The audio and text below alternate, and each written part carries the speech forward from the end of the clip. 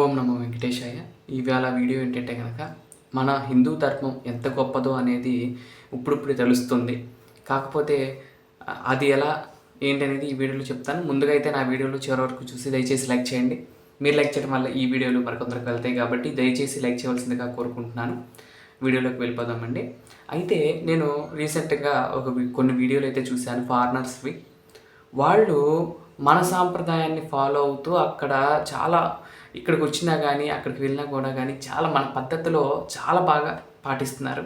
కానీ ఇక్కడ పుట్టి భారతదేశంలో పుట్టి మన వాళ్ళు ఫారినర్స్ డ్రెస్సులకి అలవాటు పడ్డారు. ఫారినర్స్కి ఎలా అయితే ఉంటారో అలా అలవాటు చేసుకుంటున్నారు. కానీ వాళ్ళు మన ధర్మం గొప్పతనం తెలుసుకుని మన సాంప్రదాయాల ప్రకారమే వాళ్ళు పెళ్ళిళ్ళు కానీ వాళ్ళ పూజలన్నీ కూడా చేయటం అనేది చాలా ఆనందం కలుగుతుంది. మన దేశానికి చాలామంది ఫారినర్స్ వస్తూ ఉంటారు. వాళ్ళు వచ్చి ఇక్కడ సాంప్రదాయాలు ఎన్ని కూడా నచ్చి అక్కడికి వెళ్ళి ఫాలో అయ్యే వాళ్ళు ఉన్నారు. రీసెంట్గా నేను ఒకరిది ఫాలో అవుతూ ఉంటాను. వాళ్ళు ఫారినర్సే, చిన్నప్పటి నుండి కృష్ణ భక్తిలో ఉండేవాళ్ళంట. అంటే వాళ్ళ నాన్నగారు వాళ్ళు ఈ దీంట్లోకి వచ్చారు, మన ఇస్కాన్కి సంబంధించి. తర్వాత వాళ్ళు కూడా రావటం జరిగింది.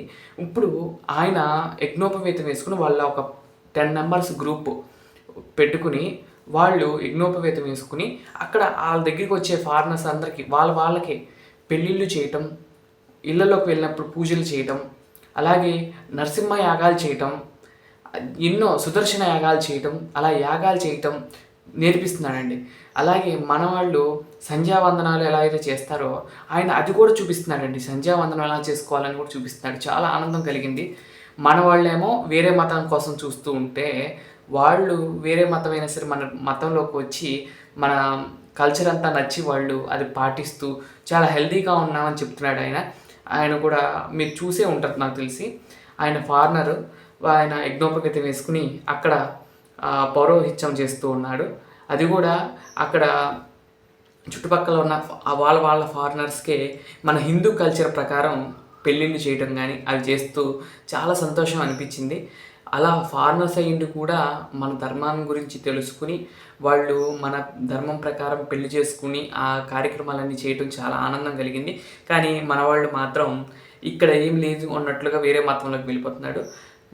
మెయిన్ కారణం ఏమిటి అంటే కనుక మన దాంట్లో కొన్ని ఇవి చేయకూడదు అవి చేయకూడదు అని చెప్పేసరికి వాళ్ళు వెళ్ళిపోతున్నారు.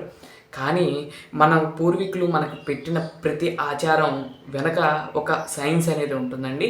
ప్రతి నెలలో వచ్చే పండుగ మామూలు పండుగ కాదండి.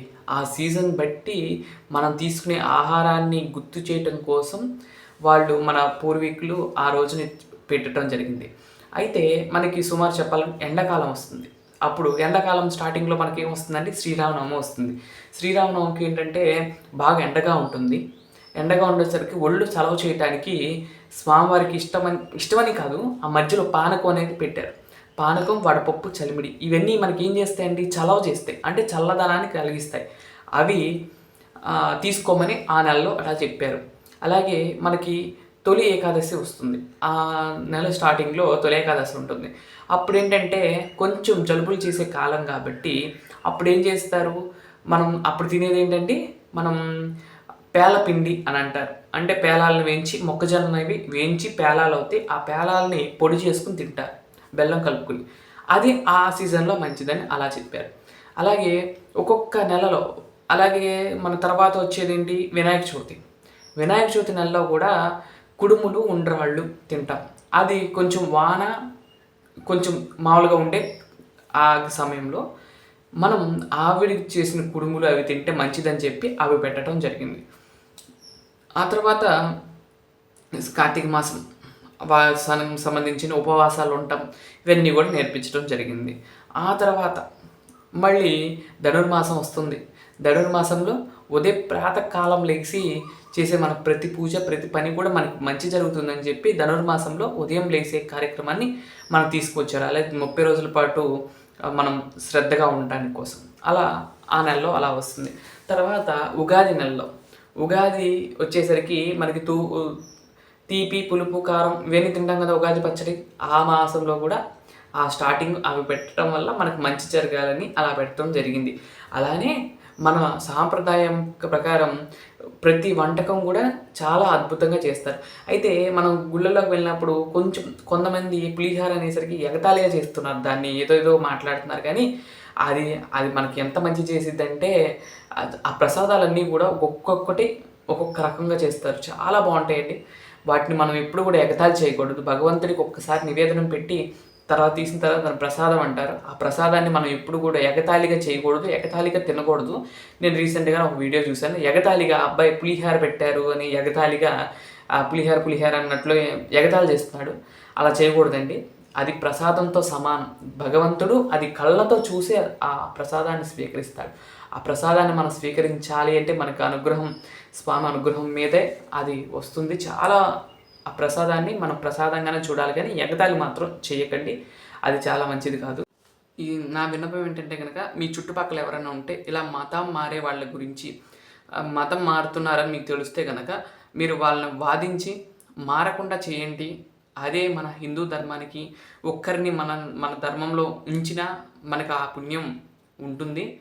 మీరు ఎప్పుడైనా సరే మీకు దగ్గరలో ఎవరైనా తగిలినా ఎలా మారాలి అనుకున్నా అలా ఆలోచన వచ్చినా కూడా ఎందుకు మారుతున్నారు కనుక్కొని దానికి సంబంధించిన మార్గాన్ని మీరు చెప్పి వారిని మతం మారనీయకుండా చేయాలని నేను కోరుకుంటూ ఉన్నాను. నా చుట్టుపక్కల కూడా మేము ఎవరైనా సరే అలా మారాలి అనుకున్న వారికి ఒకరినైనా సరే మార్చగలిగాం మేము. అలానే మీ ప్రాంతాల్లో కూడా ఒకరినైనా మార్చి చూడండి. ఒక కుటుంబాన్ని మార్చి చూస్తే మన తరతరాలు మనం వాళ్ళు మనకు పేరు గుర్తుపెట్టుకుంటారు. అంటే ఏదో కష్టాలు వచ్చినాయని ఇక్కడ ఈ దేవుడు కష్టాలు ఇచ్చాడని పక్క దేవుడు కాదండి. మనం సృష్టించిన భగవంతుడు అందరూ ఒకటే. కానీ మనం ఏ ధర్మంలో పుట్టామో ఆ ధర్మాన్ని మనం చివరి వరకు తీసుకువెళ్తే అది మంచిది. అలాగే మనం ఒక మతం మారితే తల్లిని మార్చేసినట్లండి. అది మీరు చెప్పండి. మెయిన్ చెప్పాల్సింది ఏంటంటే మీరు కనుక మతం మారితే మీ తల్లిని నెట్టేసి మీరు వెళ్ళటమే. మీ తల్లిని నాకు నేను ఆమెకు పుట్టలేదని అనుకుని మతం మారితేనే మతం మారినట్లండి. అంటే తన తల్లిని మార్చేసి వేరే తల్లి దగ్గరికి వెళ్ళటాన్ని మత మార్పిడి అని ఉద్దేశం అది. అలా మారకండి.